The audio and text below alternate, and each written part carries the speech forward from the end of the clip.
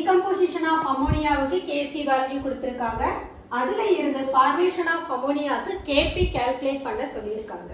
Kc for the first equation product of reactant side. So N2 power half H2 power 3/2 divided by concentration of ammonia. First time second time பார்க்கறப்போ just reactant product reverse ஆயிருக்கு. அப்ப we can write K dash C equal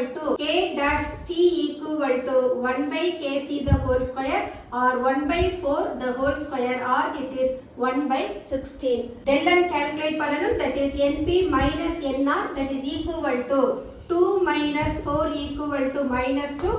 We know Kp equal to Kc into RT power del n. This is equal to 1 by 16 into 1 by 800 R whole square. So Kp for the reaction is 1 by 4 of 800 R the whole square. உங்களுக்கு இந்த video பிடிச்சிருந்தா like பண்ணுங்க, share பண்ணுங்க, comment பண்ணுங்க and subscribe பண்ணுங்க.